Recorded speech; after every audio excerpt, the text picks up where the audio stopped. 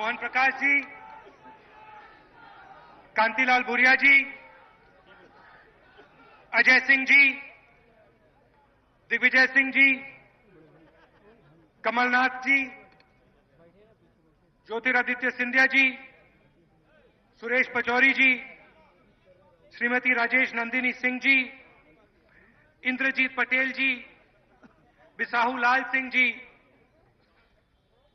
हमारे सब कांग्रेस पार्टी के कार्यकर्ता भाइयों और बहनों, आप सबका यहां बहुत बहुत स्वागत, नमस्कार। शुरू करने से पहले मैं आपसे माफी मांगना चाहता हूं कि मेरी थोड़ी देरी हो गई और आपको यहां थोड़ा कष्ट हुआ। कोई कष्ट नहीं, थोड़ा सा तो हुआ होगा, नहीं हुआ, चलो, कष्ट नहीं हुआ तब भी मैं माफी मांगना चाहता हूं। अच्छा, अब यहां चुनाव आ रहा है और यहां हमारे सामने आज आदिवासी महिलाएं हैं और आदिवासी युवा हैं। मैं आपसे सवाल पूछना चाहता हूं। लोग सरकार की बात करते हैं, कहते हैं भैया सरकार ऐसी होनी चाहिए, सरकार वैसी होनी चाहिए, सरकार को विकास करना चाहिए। मेरे लिए सबसे जरूरी चीज इज्जत होती है। सही बात है, गलत बात है? तो मेरा आपसे एक सवाल है, युवाओं से और ये जो महिलाएं बैठी हैं आपसे, कि ये जो सरकार है, 10 साल से जो सरकार है, इसने आदिवासियों की इज्जत की या नहीं? आपको क्या लगता है, महिलाओं को क्या लगता है, इज्जत की आपकी?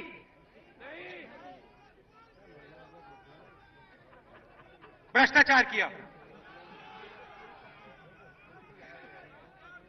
बलात्कार। देखो, यूनिसेफ संस्था का नाम सुना है आपने? उन्होंने एक रिपोर्ट तैयार की पूरे हिंदुस्तान के बारे में और मध्य प्रदेश के बारे में कहा कि देखो यहां पे हिंदुस्तान को छोड़ो, जितनी भूख अफ्रीका में है उतनी मध्य प्रदेश में है।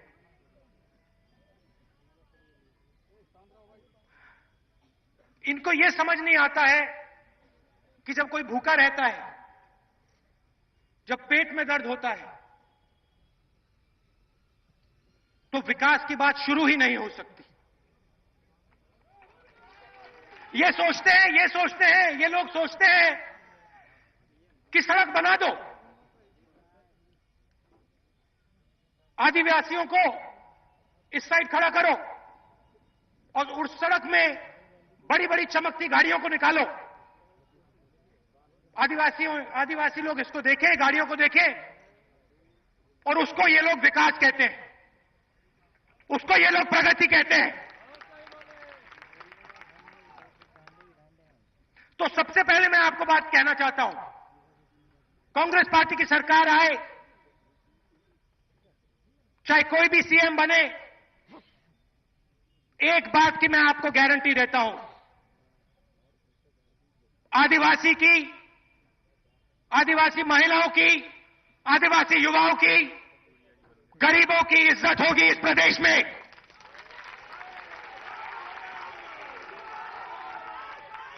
और अगर कोई इज्जत नहीं करेगा तो उसको हम देखेंगे।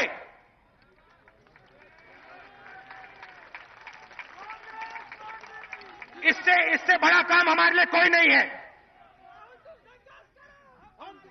देखो, मैं आपको एक, कमलनाथ जी यहां बैठे, मैं आपको एक बात बताना चाहता हूं, इज्जत का मतलब क्या होता है मैं आपको बताना चाहता हूं, और क्षमा मांगना चाहता हूं। यह कहानी मेरी मां के बारे में है, बोलना नहीं चाहिए, मगर मैं सोच रहा था, भूख के बारे में सोच रहा था, तो मैं कहना चाहता हूं। भोजन के अधिकार की बात हो रही थी। सबसे पहले सालों के लिए उसको रोकने की कोशिश की।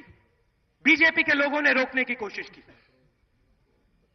लड़ाई लड़े हम, आगे पीछे, यहां वहां, और फिर दिन आया जब पार्लियामेंट में बिल पास करना था। ऐतिहासिक बिल है। पहली बार हिंदुस्तान में कोई भूखा नहीं जाएगा। कोई भूखा नहीं जाएगा। ये जो महिलाएं यहां बैठी हैं, आपको मालूम होना चाहिए कि आपके जो बच्चे हैं बिल के बाद कभी भूखे नहीं जा सकते। चाहे कोई भी हो, दलित हो, आदिवासी हो, किसी भी जात का हो, किसी भी धर्म का हो, गारंटी करके उसको 1 रुपए का अनाज दिया जाएगा पूरे हिंदुस्तान में। और गारंटी कौन करेगा? कांग्रेस पार्टी करेगी। क्यों करेंगे? क्योंकि हम आपकी भूख को समझते हैं, आपकी लड़ाई को समझते हैं। मगर मैं वापस पार्लियामेंट जाना चाहता हूं। बिल पास हो रहा था, मैं बैठा था पीछे और मैं आगे देख रहा था, और मुझे मालूम था कि मेरी मां की तबीयत ठीक नहीं थी। तो मैं देख रहा था हर 5-10 मिनट, जैसे आपके बच्चे आपके साथ करते हैं, या कोई युवा अपनी मां के साथ करता है, मैं देख रहा था कि मां ठीक है या नहीं। और हर 5-10 मिनट मैं उधर देख रहा था। थोड़ी देर बाद मेरी मां उठी और शैलजा जी हैं, मंत्री हैं, उनके साथ वो निकल गई। तो मैंने सोचा कि भाई अजीब समय निकलने का, थोड़ा घबराया हुआ था। मैं उठ गया और मैं पीछे गया। पार्लियामेंट हाउस में कमरा है पीछे।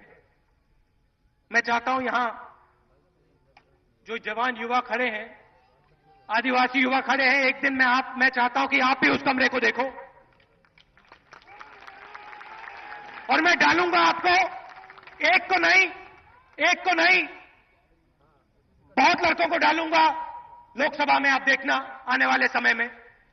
मगर मैं उस कमरे में गया, पीछे गया, और मां बैठी थी, शैलजा जी बैठी थी, और मां बिल्कुल सीधी बैठी थी। तो मैंने सोचा ये क्या हो रहा है यहां पे। मैंने उनसे पूछा, भाई क्या बातचीत हो रही है इतनी जरूरी? तो शैलजा जी ने कहा, नहीं, सोनिया जी की तबीयत ठीक नहीं है। तो मैंने कहा, चलिए तबीयत ठीक नहीं है तो चलते हैं, क्योंकि आमतौर से वो कहती नहीं है, अगर बीमार होती है तो वो बताती नहीं है। तो मैंने उनको पकड़ा और मैं उनको ले गया कमलनाथ जी के कमरे में। याद है आपको कमलनाथ जी? और वहां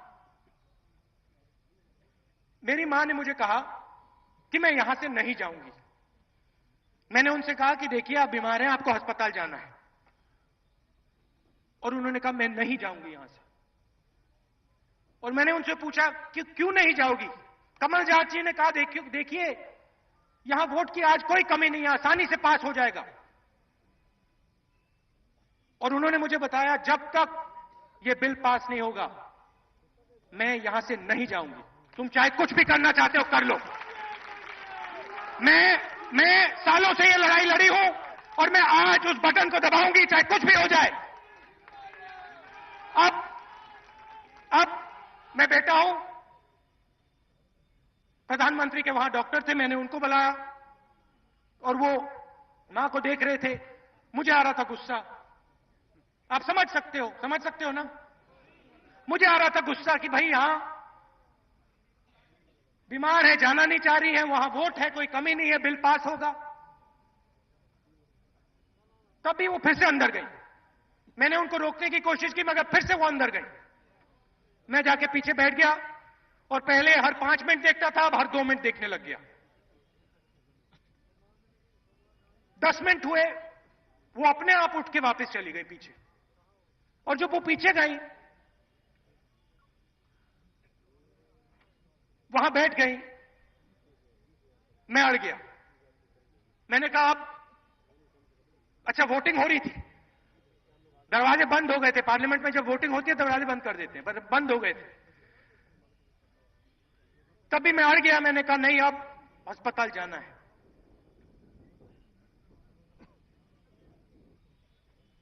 अस्पताल में गए, मैं घसीट के ले गया मां को। प्रियंका को फोन किया, कहा कि यहां पे मतलब आपकी भी मदद है, मां हिल नहीं रही है, चलो। तो हम दोनों अस्पताल गए। मां से सांस नहीं ली जा रही थी, सांस नहीं ली जा रही थी और आंसू आ रहा था एक। और मैंने उनसे पूछा ये क्या है, और उन्होंने बोला राहुल मैं उस बिल के लिए लड़ी थी, मैं उस बटन को दबाना चाहती थी, दबा नहीं पाई। ये इज्जत होती है, ये राजनीति नहीं होती है जो यहां पे रोज चलती है, ये इज्जत होती है।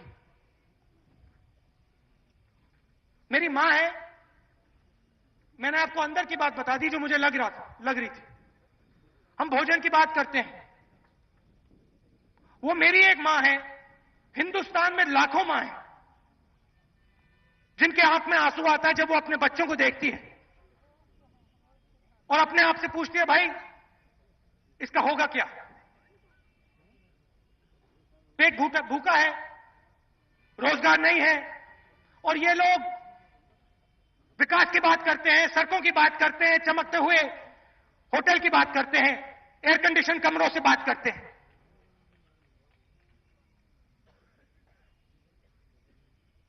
मैं एक नए प्रकार की राजनीति चालू करना चाहता हूं,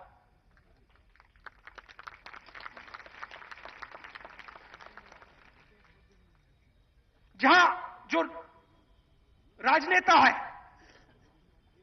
वो पहले आपकी इज्जत की बात करे, आपके घर में आए, आपके साथ खाना खाए, आपसे पूछे भैया क्या बात है। एक ऐसी राजनीति जहां आम आदमी उस लोकसभा के बंद कमरे में दिखे, विधानसभा के अंदर दिखे, वैसी राजनीति चालू करना चाहता हूं। और ये लोग क्या चाहते हैं मैं आपको बता देता हूं, और अच्छी तरह सुनो। ये लोग क्या चाहते हैं? ये लोग चाहते हैं कि आम आदमी, आप जैसा आम आदमी, आदिवासी, दलित, गरीब आम आदमी उन कमरों में ना घुसे, लोकसभा में ना घुसे, विधानसभा में ना घुसे, पंचायत में ना घुसे। और नुकसान किसका होता है? राहुल गांधी का नहीं होता है, हिंदुस्तान का नुकसान होता है।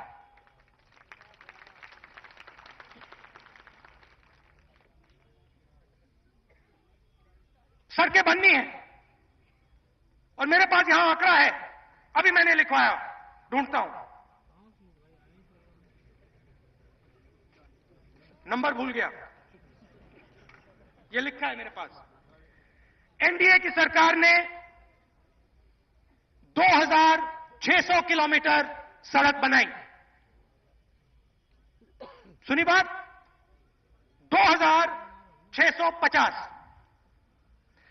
यूपीए की सरकार ने उतने ही समय में, हमारी सरकार ने, कांग्रेस पार्टी की सरकार ने उतने ही समय 5 साल में 9570 किलोमीटर सड़क बनाई। अब ये कहते हैं कि विकास की बात करनी है, सड़क हम ज्यादा बनाते हैं। अच्छा, बिजली की बात करता हूं आपसे, बिजली का भी आंकड़ा है मेरे पास। बिजली में शिवराज चौहान जी यहां आए, याद होगा आपको, शिवराज चौहान जी आए, नहीं अभी बताता हूं, और 4 जगह उन्होंने बिजली की बात की। 500 मेगावाट का कारखाना बिरसिंहपुर, याद है, 800 मेगावाट चंदिया, 800 मेगावाट ब्योखारी, और 50 मेगावाट चाचाई। कितना होता भैया सब जोड़ के? हैं? हाँ, कितना मिला आपको? जीरो, कुछ नहीं। काम शुरू भी नहीं हुआ। तो एक तरफ ये विकास की बात करते हैं, शाइनिंग इंडिया की बात करते हैं, और दूसरी तरफ जब हम भोजन की बात करते हैं, जमीनी अधिकरण की बात करते हैं, सूचना के अधिकार की बात करते हैं, तो फिर ये पूछते हैं भैया ये क्या हो रहा है, पैसा जाया हो रहा है, पैसा क्यों जाया हो रहा है। यहां आदिवासी हैं, जमीन भैया किसकी जाती है बताओ, जोर से बताओ, मुझे सुनाई नहीं दे रहा है, जोर से बताओ। आदिवासियों की जाती है। कितना पैसा मिलता है आपको? कुछ नहीं मिलता है। किसकी लड़ाई लड़ी हमने? आपकी लड़ाई लड़ी, भट्टा परसौल में, अलीगढ़ में, यहां। अब क्या होगा? सिंधिया जी ने बोला, पहले क्या होता था भैया, आपकी जमीनें हट जाओ, परे हो जाओ, सरकार जमीन को ले रही है। अब क्या होगा? अगर जमीन चाहिए तो मार्केट रेट पैसा देना पड़ेगा, चाहे वो आदिवासी हो, चाहे वो गरीब हो, 4 गुना।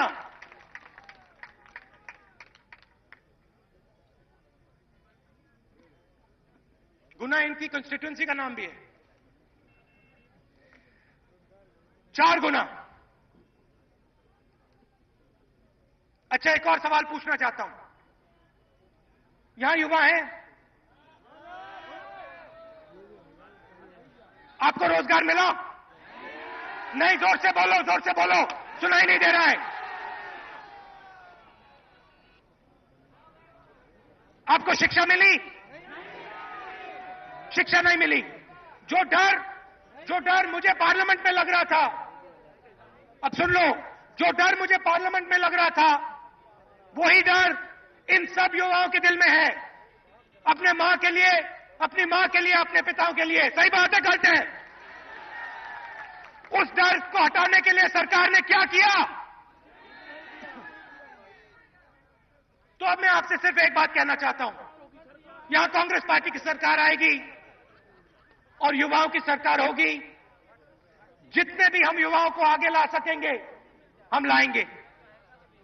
इज्जत की सरकार होगी, गरीबों की इज्जत होगी, उनकी जमीन की इज्जत होगी, उनको भोजन मिलेगा। देखिए, मध्य प्रदेश को बदलना है। मध्य प्रदेश अटका हुआ है, आप में कोई कमी नहीं है, युवाओं में कोई कमी नहीं है। आपके हाथ में इस प्रदेश को डालना है और ये काम कांग्रेस पार्टी करेगी। आप दूर दूर से आए, इसके लिए आप सबका बहुत बहुत धन्यवाद। और बोलूं भैया, वहां ग्वालियर में मुश्किल हो जाएगी, ग्वालियर में मुश्किल हो जाएगी मेरी, फिर कहेंगे क्या कर दिया आपने, माफी दुगनी मांगनी पड़ेगी। अच्छा, मुझे दतिया भी जाना है। अच्छा, आप सुनो, देखो, आप एक बात सुनो, देखो, एक बात सुनो, मैं आपको एक बात कहना चाहता हूं और दिल की बात कहना चाहता हूं। ये जो महिलाएं बैठी हैं, नहीं, ठहर जाओ, ये जो महिलाएं बैठी हैं और ये जो युवा बैठे हैं, एक कमी मुझे पूरे हिंदुस्तान में दिखाई देती है आदिवासियों को लेकर, और इसको हमें एक साथ बदलना है। और कमी क्या है? कमी यह है कि लोकसभा में, विधानसभा में आपकी संख्या कम है और आने वाले समय में इसको बदलना है, क्योंकि आदिवासियों की आवाज जब तक लोकसभा और विधानसभा में नहीं पहुंचेगी, शक्ति से नहीं पहुंचेगी, तब तक आप लोग आगे नहीं बढ़ सकते। सही बात है? मैं आपसे सिर्फ यह कहना चाहता हूं कि इस लड़ाई में मैं आपके साथ हूं। पारिवारिक रिश्ता है, पुराना रिश्ता है और इज्जत का रिश्ता है। इस बात को अब मत भूलो, ये राजनीतिक रिश्ता नहीं है, ये प्यार का रिश्ता है, दिल का रिश्ता है, इज्जत का रिश्ता है, और ये प्यार का, दिल का, इज्जत का रिश्ता रहेगा। धन्यवाद।